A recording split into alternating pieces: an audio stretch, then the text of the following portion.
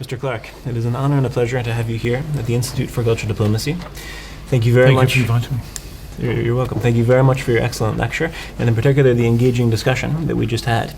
We'd like to ask you a few follow-up questions, in particular about cultural diplomacy, but also other related issues.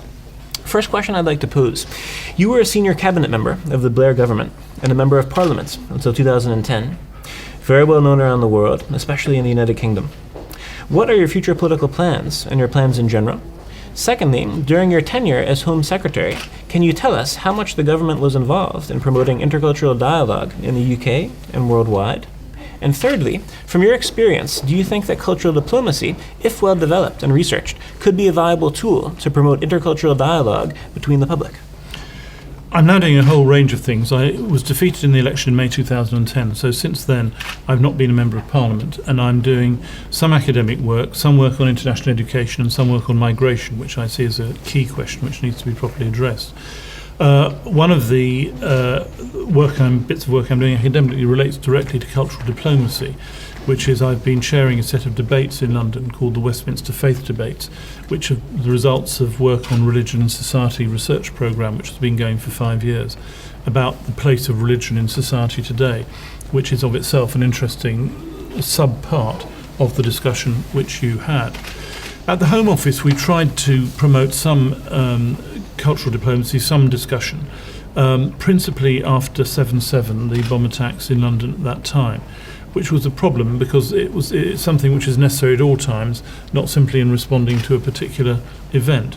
But there were some quite useful discussions, which I think are still going forward in a reasonably positive way. The core point about cultural diplomacy is the need for different groups of people, whether religions, faiths, political groups, ethnic groups, to understand others and to understand what they're trying to achieve and what they're preoccupied with. For me, the number one word is respect. There was a British Olympic athlete called Linford Christie, who was a great 100-metre world champion, and he had an organisation for him called Enough Respect, and he was trying to promote the idea of respect, and particularly the long battle for any kind of coherent community cohesion in Britain was based on the argument that everybody deserved respect. And I think that's a large part of what cultural diplomacy is about. It's about respecting other peoples individually, other people's cultures. But I think there's another dimension too, which is very important, which for me is summed up in a book by Professor Amartya Sen, the Nobel Prize winner, who wrote a book called Identity and Violence. And what he said was each of us have within us a whole series of different forms of identity, being a man, being British, being white, and so on, being a Norwich City supporter for my sins, and so on. And I have the right to decide which of those identities I promote in my own life and take forward in my own life. And I have the right for individuals outside not to say, you're just a Norwich City supporter, or whatever. And I think that's a very important belief, and it has big implications for cultural diplomacy, because if you stop classifying people just as being a woman, a black woman, a white man, or whatever, but say actually every individual has a whole set of identities which they choose for themselves in the way that they want to express themselves, then that has implications for cultural diplomacy, I think, and is the way I think we should be looking at the world much more in these days. Okay. Now, you just made reference to the domestic situation in the UK. What if we take it to the international level in terms of what place does cultural diplomacy have in British foreign policy? Is the British Council enough, or should there be more in cultural diplomacy when it comes to engaging other countries? There should always be more. The British Council has a long and honourable tradition of playing a particular role, as similar organisations like the Goethe Institute have in other countries. Here we are in Berlin, the Goethe Institute's played a major role. I'm a great believer in George Orwell, not war. I believe the credit for the end of the Cold War in 1989 here in this city goes much more to Willy Brandt and Mikhail Gorbachev than it does to Ronald Reagan and Margaret Thatcher. There's a general view that because the West was big armed up, as it were, that the Soviet Union conceded and rolled over. I don't think that was the case. I think the policies of Helsinki, of détente, of rapprochement generally, laid the foundation for this fundamental change in a relatively peaceful way. And that's my view of issues throughout the world today. Now, I think Britain doesn't do enough of it, though in fairness to Britain does more than most. Well, thank you very much. I think my colleague would like to ask you a question as well. Okay, so as we see it from here, from Germany, the UK position on the EU is somehow not so clear, as it is very much affected by US-UK relations, the Commonwealth and other historical reasons. I would therefore like to ask you several questions on this theme. What is your current position of you and your party with regards to the crisis in Greece? And what is your suggestion to the new Greek government? We'll start with that. Firstly, in general, I don't think it's just the US, UK and the Commonwealth relations. That was true, I'd say, some time ago, but I don't think it's that now. You've got a very political view by the current British government, which I don't agree with, that is not in favour of working closely with the European Union. I think we should work closely with the European Union. I think that should be the core of our foreign policy. And within the Labour government, I was very prominent in arguing for a stronger pro-European position. On the Greek position, I think that the restrictions, the deficit reduction strategy is too tight. And I think with the election of the New Democracy-led government, and I'm delighted that PASOK, which is the party which is in partnership with the British Labour Party, has gone into the coalition in Greece, I think that the best situation there is to honour the agreements, which is what the new government is trying to do. But also I think the rest of the EU, in particular the Germans, ought to also ease up a bit. I think the changes which are being asked in the Greek society are so dramatic and so fast and create so many deep social tensions that I think it's important to have a process of positive change. And I think that the fact that the Greek people elected this government rather than an alternative government, which was a close-run thing, is a statement by the Greek people that they want to stay in the euro, they want to stay in the eurozone. They acknowledge that there are things they have to do to make that happen, but please make it slightly easier than is the case at the moment. And I think that's the approach that the rest of the European Union should take. Okay, do you believe that there is a chance that the UK will leave the EU? What would be the conditions and ramifications of this? It would be nothing less than a total unmitigated disaster. I don't exclude it. I don't think it's at all likely. I think the relationship between the UK and the EU has become so damaged that it's difficult to conduct a mature discussion now. And you now have the position of our Prime Minister in the ludicrous position of telling the other European countries what to do in the Eurozone, but at the same time saying he wants nothing to do with it. Of course, those of us who argued that Britain should join the Euro in the late 1990s, one of our core arguments was that at times of crisis we should be a voice at the table, able to influence the process and carry it through, which through our non-membership of the Eurozone we're not. And we should refrain from sending unhelpful remarks into the situation, in my view. I think that so much of our trade, so much of our culture, so much of our history is bound up in the European relationship, that if we were in fact to leave the EU, it would be a total disaster. And I don't believe it'll happen. Even if there's a referendum on it in Britain, I believe the British people would vote to stay in the Euro. So my question... Eurozone, I beg your pardon. I said Euro, I should have said Eurozone. My questions relate to the UK media scandal and the Leviston inquiry. What is your position on this development? And secondly, what measures are the Labour Party taking to avoid a future repeat? Because they are embroiled in the fiascos that have happened. And secondly, what is your position on the involvement of Mr. Gordon Brown and Mr. Murdoch? Well, I, as somebody who was pursued by News International, has given evidence to the police on that matter, I hope they're brought to justice and brought to court. They're absolutely fundamental issues about the relationship between politics and the media. I don't think it's about dinner parties with Rupert Murdoch or any of that kind of stuff. I mean, that's part of life, and I think it's a good part of life, actually. I think people should have dialogue and talk rather than not. It's a question of what you actually do following those situations. Gordon, a good friend of mine, made some remarks at the Leviston inquiry which I thought were ill-judged. But generally speaking, I think that there has to be reform so that the media doesn't behave in the unacceptable way in which it has been behaving. Whether Leviston will emerge with that is an open question, I don't know.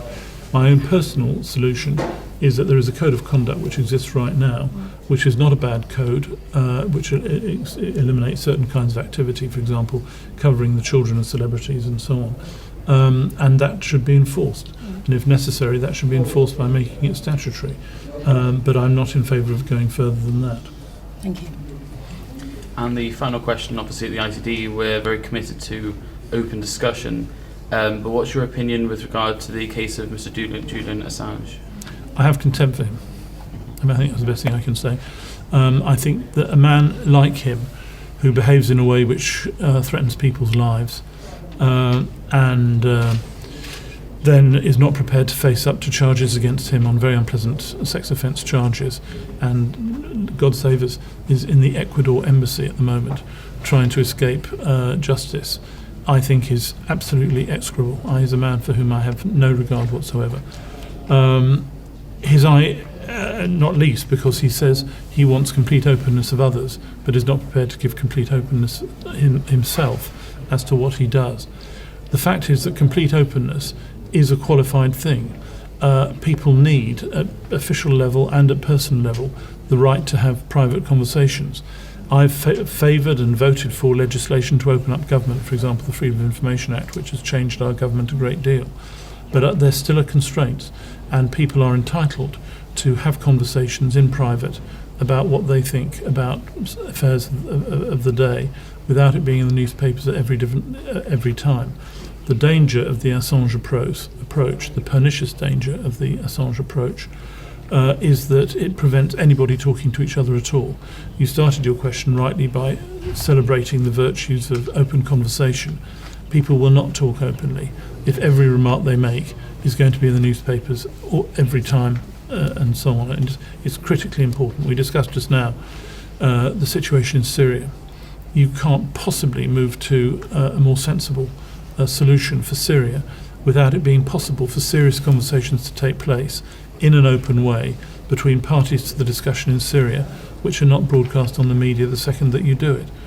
And I think that's actually obvious. Julian Assange is both hypocritical and dishonest in the way he's approached it, and I think he should stand trial in Sweden for the issues upon which he has been charged.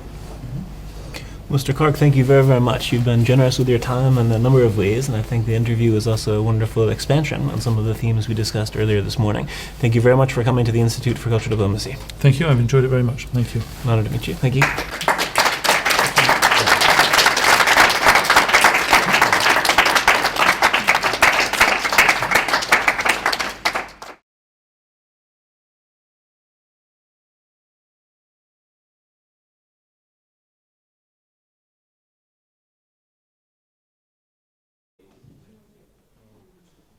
Ladies and gentlemen, good morning and welcome. It's an honor for me to be able to welcome our final day of the conference on cultural diplomacy and international economics with a very special keynote speaker. Just arrived last night from the UK, and I think in many ways this morning will be a highlight also of the conference. Ladies and gentlemen, Mr. Charles Clarke read mathematics and economics at King's College in Cambridge. He is now a visiting professor in politics at the University of East Anglia. He was president of the National Union of Students and then a Labour councillor in Hackney, before working for Neil Kinnock, the leader of the Labour Party, as his chief of staff. He was elected a Labour Member of Parliament for Norwich South from 1997 until 2010. In 1998, he joined the government, first as junior minister, and then joining the cabinet in 2001 as Labour Party chair. Then he became Secretary of State for Education and Skills, and finally, I think the highlight of the career, Home Secretary, where he served until 2006. Ladies and gentlemen, it's a special honor to have Mr. Clarke here, and I very much also look forward to the topic that he has chosen, because it's a topic that I don't think we've given enough attention to over the past days. The topic for the lecture is expanding educational capacities and opportunities, overcoming political obstacles.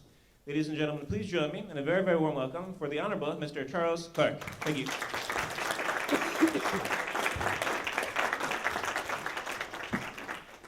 Well, Mark, thank you very much for that nice introduction. I must say it's absolutely tremendous to be here. I've not been in this offices before, and it's really, really splendid. I have visited the Story of Berlin museum downstairs, and I'd recommend that to anybody who hasn't yet had a chance to look at it as a story of this extraordinary city and the history which it has gone through. Part of the education experience I tried to promote was to get museums and education closer to each other, and I think it's quite an important thing. I also apologise that there's a slight uncertainty in me today. When I was at the airport yesterday in Norwich on my way coming here, my new glasses collapsed, and so I bought in the hotel, in the airport duty-free, a £12 pair of glasses, which are slightly racier than I normally have. They're green rather than the rather sober, dark colours I'd normally choose. But if there's a slight uncertainty, I apologise, and that's the reason. I'm really honoured to be here, and thank you very much indeed for inviting me. I've learnt a bit about the work of the Institute for Cultural Diplomacy, and it's extremely important work, and I'm delighted to contribute to this event. I wanted to focus on education, since it seems to me so central if one is going to try and address the issues of inequality which are so dominant throughout the world. It's obviously the case that there's a high correlation between earnings and wealth and levels of education. It's not an absolute correlation, but there is a very high correlation. It's obvious too these days that there is a world marketplace in people at certain levels of education, and literally people try and join this world marketplace in order to be able to have successful and profitable careers in future. But I want to go slightly deeper than that, because my deep belief is that education is the source of all human development. It's through education that societies are able to move forward, through the application of intelligence that people can fulfill themselves, and that it ought to be an aspiration of everybody involved in politics, in public life, to enable every single person to be able to fulfill their own abilities to the best of their possible talents. And of course that requires education and the ability to use it. One of the biggest tragedies of the world today is there are literally billions of people who, as a result of circumstances which are no fault of theirs in any respect whatsoever, aren't able to fulfill themselves in the way they would wish to do so, and who would benefit from education to benefit both themselves and the wider society of which they're part. That's an argument that has gone on forever. But I think there's a particular argument of the moment, of the time, which is that change is happening far faster in the world than the world has ever seen, whether it's economic change, technological change, social change. The speed of change throughout the world is quite extraordinary. And the question that faces everybody is, are we to be the people who are driven by this change, or can we somehow take control of this process of change and ensure that the process of change benefits all of us? Are we just to be knocked around in these circumstances, or are we to be able to move it forward? Just to give some obvious examples, if the production of coal and steel is changing very rapidly throughout the world as a result of technological change, and you get whole closures of coal mines or steel factories or whatever, and whole communities put out of work with absolutely no possibility of productive work in the future, is that change something we can somehow get hold of and make sure it doesn't work in that negative way, and can we make it work positively? Now, education is the route to that. It's the route for every individual, and it's the route for societies as a whole. So the importance of education remains absolutely central to our societies in every respect.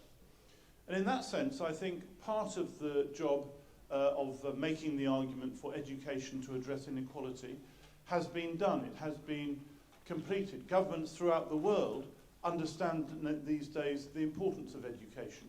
They're ready to allocate resources towards improving education. They're ready to commit their own societies to trying to ensure they have far higher numbers of educated people in their countries. And in that sense, as I say, the argument has won, it's been taken forward. But in another sense, it simply means that only the first step has been taken, because the kind of educational change which is needed in order to reduce inequalities, the way in which resources are spent in order to reduce inequalities, these are not obvious questions which have obvious answers. It's not obvious how you deal with it and take it forward. And what I hope to do this morning is to discuss these issues and try and indicate some of the challenges we face in using educational expansion in order to reduce inequalities. Some people think that simply expanding education is enough. That does the job. It doesn't. It's a question of the type of education, the way that education takes place, the people who benefit from education, at what points in their lives they benefit from education. And it's that which needs the analysis and the discussion.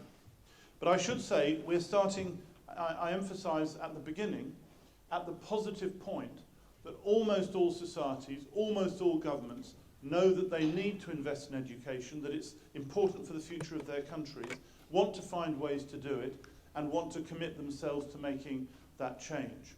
And the result is that education is expanding faster than ever in history throughout the world, from preschool education through primary, secondary, vocational educational, university education. There is a massive expansion of education taking place today, not always, in my opinion, targeted in the most effective ways. So I'm going to focus what I say around two words: investment and reform. Investment, the question of how investment in education happens, where it's targeted, and reform, the question of changing education systems in order that they can perform more effectively and in order that they can tackle the issues of inequality where they exist in individual countries and individual circumstances. So to begin with investment. And I'm going to tackle each of the areas of education, as I say, preschool, primary, secondary, vocational, university, and ultimately research levels as well. These are a wide range of different educational responsibilities for individual countries. And to match that, there are a wide range of potential sources of investment, many of them controversial and challenging. The most important source of investment is government money through the tax system. The tax is providing money which governments spend on education.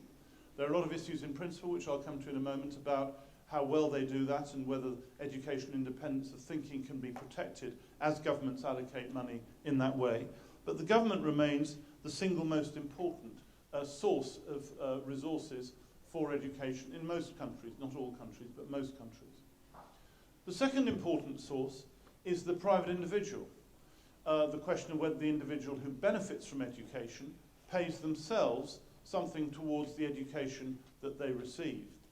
This is most obvious to see at the level of university education, where in some countries in the world, the United States for example, there are very substantial fees which people pay for their own education and for which in return they receive an education which leads to a qualification which they hope will help them in their future lives and in the economic marketplace.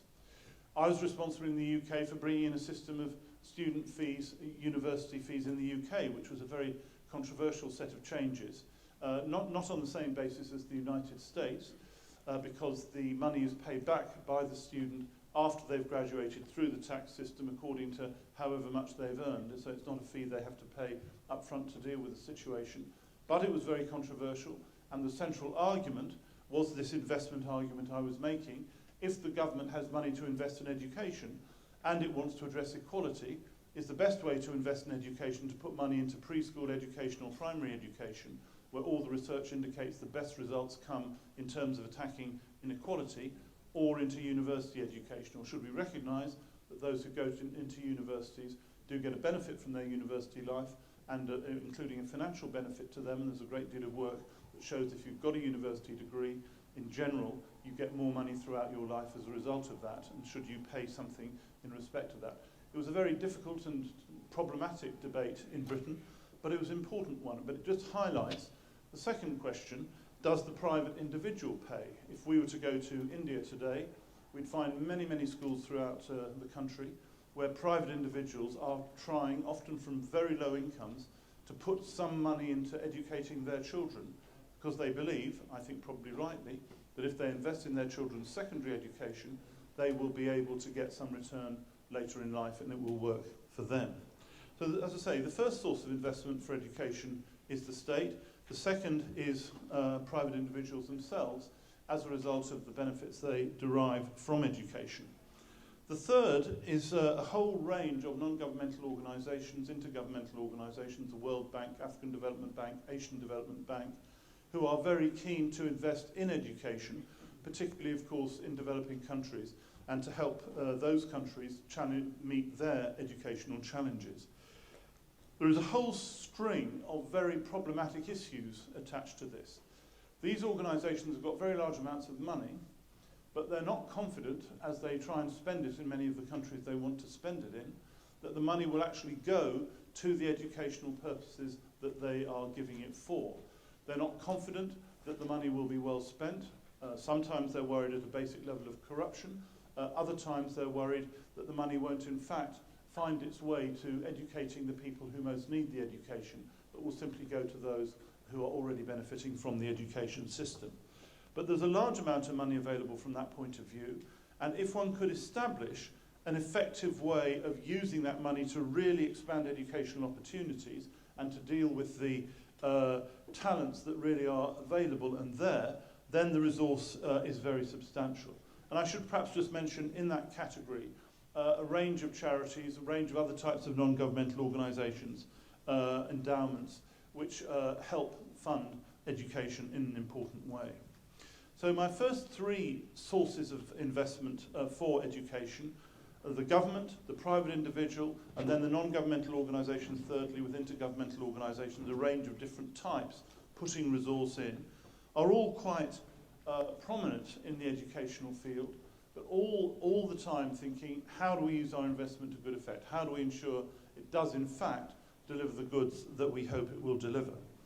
And then finally, employers putting money into education, potentially a large source of money, particularly in the vocational educational field, but certainly in the UK, and I think the US as well, a pretty patchy system of employers putting money into education. It contrasts with here in Germany, where the main employers in Germany, particularly in the engineering and automotive industries, are ready to invest in the education and training of people to come and work in their companies and in their businesses. And they're ready to make that level of investment in a way that is important and makes a major difference.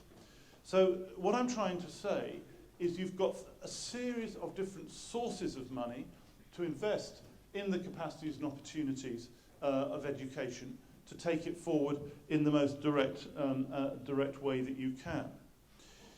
But then the question arises, when you have the resource for investment, in what do you invest? There are a number of alternatives. You can invest in teachers, in the number of teachers. You can invest in the quality of the teachers. You can invest in the schools and equipment. You can invest in the technology, and there are now fantastic technological resources which are available to help education. You can invest in other staff. You can invest in whole new areas where there has not been investment in the past. And you have to make a choice on a cost-benefit basis where you are going to make your investment and how you're going to carry it through in the most effective way. And that, again, is a difficult question. My own view is that the most important area of investment is in the quality of teaching. And the key people who will make the difference at all the various levels that we're talking about are the teachers themselves. And at all levels of research that have been done, anecdotal evidence as well, indicates that people are motivated by a teacher that really can take them forward into fulfilling their own capacities to a greater degree. But to be quite frank, as one goes around the world, you see completely different levels of teaching capacity to do things. Some teachers are teaching systems, I should say, not individual teachers, are extremely old-fashioned. They operate on a basis of learning by rote. The teacher comes into the class in the morning, delivers himself, and often it is himself, of his thoughts and then goes away again, and that's it. Other teachers come in, engage with the children, engage in a serious discussion, really look at the individual needs of the individual children and take it forward in a different way. It takes me a bit towards the reform agenda, which I'm going to discuss in just a second. But it's not always the case that simply investing in more teachers actually makes the difference that one is seeking to achieve. It's often a case of doing it in a completely different way. An example in the UK when I was Secretary of State at the preschool level was an enormous programme in which we invested called Sure Start for preschool, which was based on the proposition that if you looked at cycles of educational deprivation in Britain, there were certain communities where people really had almost no chance of going from those communities to higher education later in life, and educational deprivation started at a very young age indeed. Young mothers, young fathers, sometimes the families breaking up, children not getting good attention when they're very young, and then themselves going into a spiral of educational decline later on. And we thought the way to address this was by a programme of preschool education which we called Sure Start. And the idea of the programme was both investment and reform. In each of these communities, about 200 communities throughout Britain, we had new facilities which were there with new staff, new nursery staff, but also a coordination with the other staff who worked with those families in a very direct way. So, for example, working with the community midwives, so that we were working with the mothers before the children was actually born to try and ensure that they had the best possible chance in those circumstances. And a whole set of other professions working with children in a very effective way.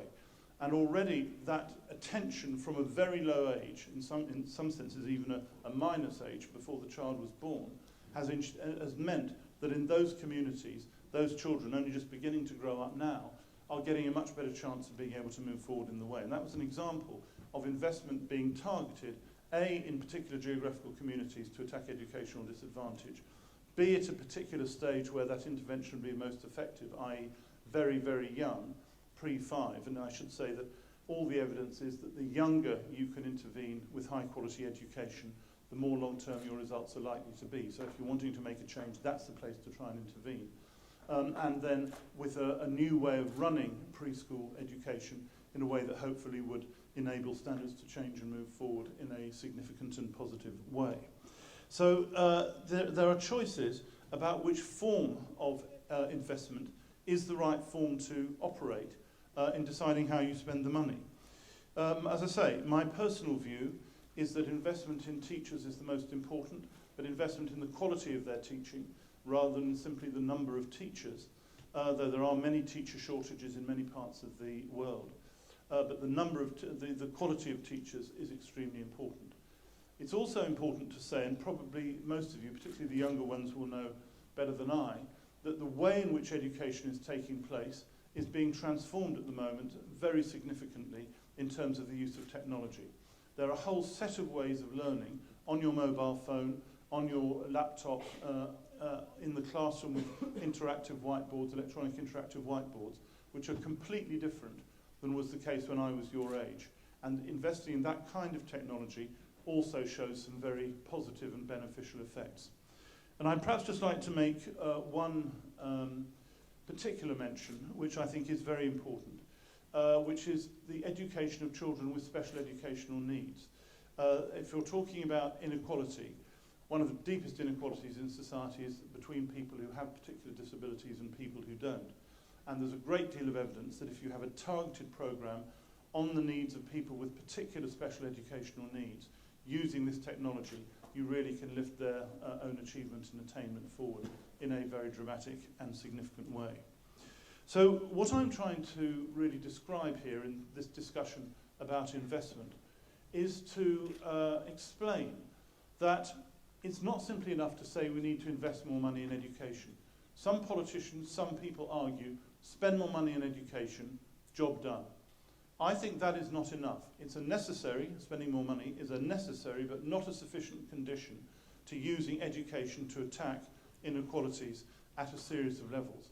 You have to decide where you're going to invest your resources and how you're going to invest your resources and whether you're going to try and get resources from areas other than government to really make that go.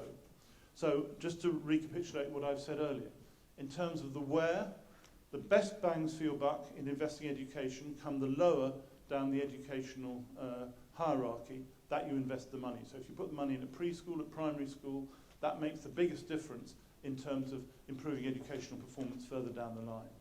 There's a geographical and community where as well.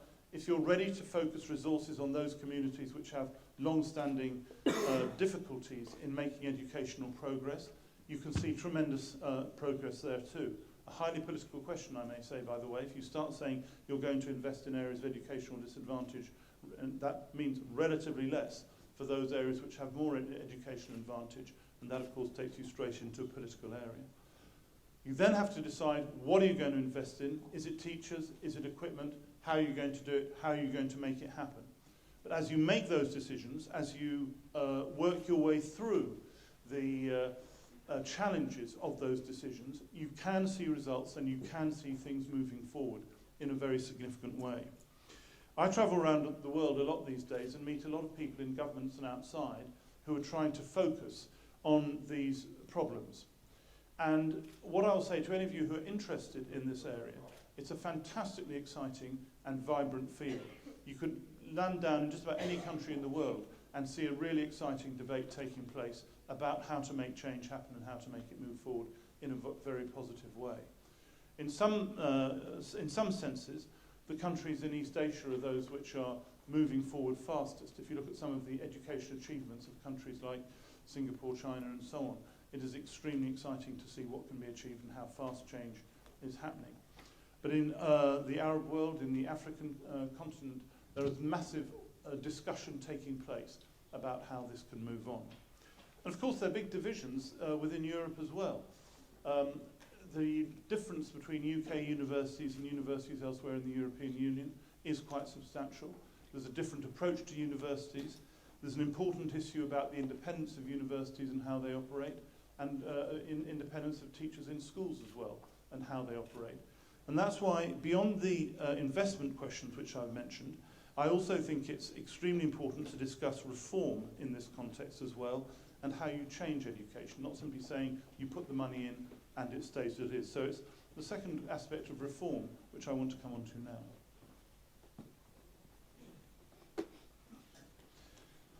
Education suffers, I think, too much from a sense of complacency and from people defending vested interests within their educational world. I'm a visiting professor at 3 universities in the UK, and so I see these different universities. And what you see is a group of people in these universities, some of them world famous, who, the universities I mean, who are very, very satisfied with the way that things are. If you try and say, actually, we ought to try and change things a bit to help people who have particular disadvantages or particular difficulties, people will agree in principle, but won't be particularly keen on changing the way in which they operate to do it. You can see the same with professions of teachers, secondary school teachers in many countries in the world. The teachers feel they do a good job, they feel these students cause them a problem, and it's a difficulty for them. Why won't they just go away and let them get on with the job of teaching without having the problem of having to teach actual people? I remember when I became Education Secretary, meeting a group of head teachers in my constituency in Norwich, and saying, you know, what did they think the difficulties were? And the problem from their point of view was that that they said to me, and I remember it very well, we had one school in our constituency which was the 4th worst out of about 25,000 schools in the UK, really a poor school. And you talked to the teachers there and said, you know, why is this? And they said, well, you can't do anything with these children. That's it, you can't do anything with these children. We're doing our best, but we can't do anything with these children.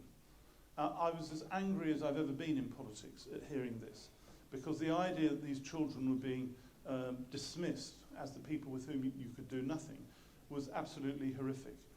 The head teachers in the area described the lack of aspiration of families in the Norfolk area, saying actually the parents aren't really wanting them to do any better, so not much we can do. And you've got that appalling bumper sticker which our teachers' trade union uses in the UK. If you can read this, thank a teacher, saying that teachers are the only people responsible for people's ability to read, not parents or family or anybody else helping people to read. I think complacency, we're doing a great job, we teachers, we university professors, it's all going pretty okay. Complacency is an enormous enemy. Because the fact is, we're not all doing okay. Even in a wealthy country like the UK, the difference in educational attainment of people across the whole of the country is dramatic. There are people who routinely will hope to go to university. 4 out of 5 of young people from the upper social classes in Britain will expect to go to university. 1 out of 5 of the people from the lowest 20% of families will expect to go to university.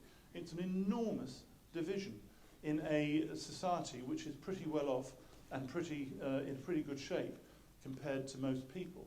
Is it because those from the poorest haven't got the talent and ability to be able to benefit? It just is not true. It's that those talents and abilities they do have are being wasted rather than being fertilised and used in a whole variety of ways. My former boss, who you mentioned, Mark, Neil Kinnock, when he was leader of the Labour Party, going into the 1992 general election, made a major speech on the eve of the general election, which was noticed by many people. Why am I the first Kinnock, his name was Kinnock, in 1,000 years ever to go to university? And why was it, and he then took it forward more rhetorically than I'm able to do, what were all these other people who were brilliant people, didn't they have the talent, didn't they have the possibility? No, it wasn't that. It was that the system didn't work in a way that allowed people from poorer backgrounds to go into university. That speech became famous because a famous American, the current Vice President Joe Biden, plagiarized the speech and used the identical words in a speech in an American election campaign. Why am I the first Biden in 1,000 years ever to go to university? And he got caught, and it was very embarrassing and set back his presidential prospects at the time. But Obama came to help him out a bit later on, and he's now got a great career. But the reason why he plagiarized is it's because such a powerful political statement. It is a true political statement that it is unacceptable to say that because you're born in a certain social environment, a certain background, from a certain level of relative poverty, actually you're not capable of taking yourself forward into university or elsewhere in life. So I'm describing a country, the UK, which is pretty prosperous, relatively equal compared to many other countries, but where these big divisions exist. You then go around other countries in the world, and those big divisions exist to an even greater extent. If you go to an African country, for example, the people who are going to go to university in most of those countries come from the tiny elite at the core of society, not from the mass of the population. Again, the same question. Is it because the mass of the population is too stupid to go to university, or is it because they've just never had the chance, never had the education, never had the possibility of being able to allow their own talents and their own abilities to come through? So what we have is a situation where there are deep inequalities in the education system. Ironically, where the way to solve those problems is through education itself, enabling people to take themselves forward. But where you've got a large number of people working in the education system who basically are relatively complacent about this state of affairs. I say relatively because, of course, I'm making general comments, and there are a large number of very outstanding people who are trying to change the situation the whole time. So please don't take my general comment as a particular criticism of particular individuals. But there are strong vested interests which say don't change it very much. And so if you've got a length of the working day, a particular form of teaching, a particular arrangement of the teacher contract, a particular exam system, or whatever it is, people say, well, let's just leave it and not address the question of how you make it work better for regular people throughout the society. So I say that it's not enough just to invest, firstly. It's not enough then to decide where you invest with those issues and criteria which I described earlier on. But you've then got to decide what are you going to try and change in the education system, how are you going to reform the education system so that people are able to, of all backgrounds, are able to fulfill themselves and move forward. And that raises very sharp questions. Just to go through some of them very directly. Teacher quality I mentioned at the level of investment, but it's also critically important at this level of reform. There are many teachers who believe that once they've got their teaching qualification at the age of 22, say, that's okay for the rest of their teaching life. But as I said earlier, in fact, we are going through a period of change which is unbelievably rapid in our society. And the idea that what you learnt 30 years ago is going to be okay for what you need to equip the children of today is just wrong. So you've got to have continuous professional development, as it's called, and there are many programs of continuous professional development, to update teachers in the skills they need to deal with the issues of today, not the issues of 20 or 30 years ago. And that, for my money, is a responsibility of teachers themselves as professional teachers to do that and carry through. But I can tell you, even that simple statement, teachers should take responsibility for their professional development, is a revolutionary demand in some education systems, because teachers say, that's not my job, I'm doing it fine, the other people have to change around. So how you change teacher quality, how you enable teachers to use technology in ways that means that they can teach more effectively and more powerfully and get to people more directly, is a very, very important question. There are important issues of pedagogy, how you teach yourself. The phrase in England used to be chalk and talk, and the idea that the teacher would walk up to the blackboard and literally just write on the blackboard, and you'd take notes, you'd sit in rows as you are now, taking notes, taking it down, and then go away at the end of the lesson. That's how I learnt in the school I was at. It was an extremely ineffective. It reminds me of a true story of a professor when I was doing maths. You said I did maths at Cambridge, and that's right.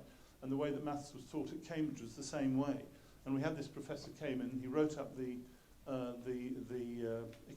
proof that he was doing, writing it up on the board. And to simplify it, he said on the board, if 1 plus 1 equals 2, then clearly 2 plus 2 equals 4. And he went on, and he looked back and he said, clearly, now is it clear? If 1 plus 1 is 2, then is it clear that 2 plus 2 is 4? So he said, wait here a moment. And he went back to his rooms in college, in Trinity College, and he looked it up in his book. And he came back about 7 minutes later and said, yes, it's clearly, on we go like this. And so the point being that he wasn't prepared to explain to the class this logical connection. Now, chalk and talk, this way of teaching, was the way that things were done. It's not really now the way that things are done. Things are done in a much more profound way, of much greater dialogue with individual students. But there are many countries in the world now where still chalk and talk is the way to do it. And there are even countries, and I was at an international educational conference in Qatar, in the Gulf last year, where people were talking about this in length, where it's not permitted in any way for a student to ask the teacher a question in these circumstances. It's not seen as an appropriate thing to do. And actually, the teachers themselves need to change their pedagogy to engage all of their students and to talk to all of their students. Because again, a truth about inequality, the students who do best in this classroom setting that we have in the room now are the students who are most self-confident and most aware. The students who will say nothing in the whole process and won't be learning as it goes through will be the people who are most uncertain, most unsure of themselves. And so actually, as the whole thing goes on, they will simply be left behind as the process goes forward. So that's the pedagogy, dealing with the rote learning, using the modern techniques, is an absolutely essential part of the reform programme that needs to happen. Reform which includes investment, of course, but reform which is very important in its own terms. A third element is removing the blockages which stop educational progress. In my country, in the United Kingdom, the most significant of those was an examination called the 11+, as its name implies, at the age of 11. It still exists in some part of the country, where if you didn't pass this exam at the age of 11, then you simply couldn't go forward into higher level secondary education in the way that was desired. And the whole system was divided into two types of education, so-called secondary modern education, so-called grammar school education. And a decision was taken at the age of 11 that says, that's the way you're going, and that's the way you're going. You can imagine the dramas and tensions around this examination. There's many, many examples of people at the age of 11 not having developed enough to be able to deal with these things, and deep resentments. A colleague of mine in government, John Prescott, Deputy Prime Minister, was one of those who'd failed the 11+ test, went into secondary modern, and right to today, he's now over 70, he complains about this bitterness, and he's in fact an extremely intelligent man. He has some other characteristics I don't always appreciate, but he's an extremely intelligent man, and he was categorised as being a second grader at the age of 11 for the rest of his life. Now, these kind of blockages are not the way to proceed. You have to say that every person, everybody in this room, everybody on the street outside, has got possibilities, and the question is helping them to find the route to educational development for themselves, which takes them forward.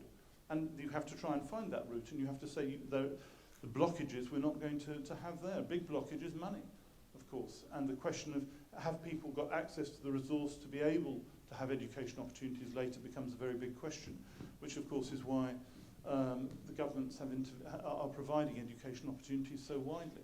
But if you go today to Mumbai and talk to people in Mumbai and India, you'll find this question of what are the blockages is absolutely the core of their thinking, and parents desperately thinking, can they find some way to get their child into a school situation which will fulfill them and take them forward somehow, because they don't have confidence that the schools provided by the state will really succeed in doing that.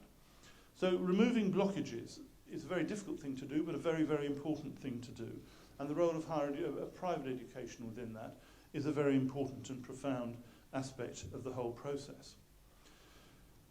Personalisation was a horrible word that was developed, but it was the idea that everybody's different, everybody's got their own educational capacity, everybody's got to be able to fulfil themselves in that way, rather than doing it right across the whole broad.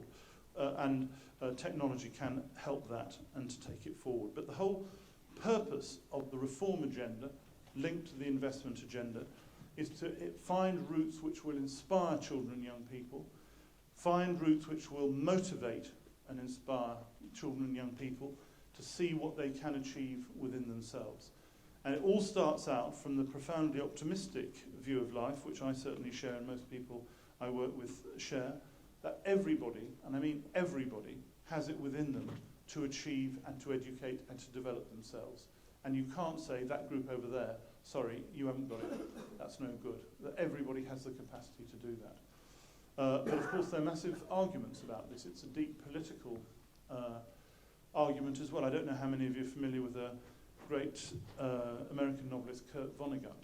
A book he wrote when I was in my early 20s influenced me a lot. It was called Play a Piano, and it was a model of an American town, Troy, Albany, Schenectady, as he did it up in New York. I worked in New York, in Albany, New York, for a few months before I went to university. And he had a vision of the way he thought society was evolving at that time was a city based on 3 units. The intelligentsia, essentially, the machines, and the proles. And he thought society was evolving in such a way that the intelligent people ran the society, they were the government of the town, they had the machines to help them do it as technology was moving forward very quickly, and then you had the proles outside this, outside the fenced communities, not developing, no possibility for them, just making life in an animalistic type of way. Now, this picture was so horrific to me, but it was almost a model of the natural argument about economic separation of responsibilities. It seemed to me the absolute antithesis of what we should be trying to achieve in education. You have to say, everybody goes with this. And of course, George Bush, No Child Left Behind, I'm not arguing about the particular merits of the programme, but the phrase No Child Left Behind stated that the Republican president accepted that every child had a potential and the education system should be trying to help every child and not simply a select group of children. And that's at the core of this education inequality argument. So to summarise and conclude what I've been trying to say this morning. Education is vital for the success of societies, for the economic success of societies, and that extends to all societies. And a major part of that success is reducing inequality, both between societies and within societies. Education is a massive vehicle for doing that. So the first argument is, can we commit to education in order to be able to attack the inequalities, to allow the society to grow, to allow the economy to grow? I maintain that that argument is broadly won, that most governments, most people accept that argument and that we are at that point.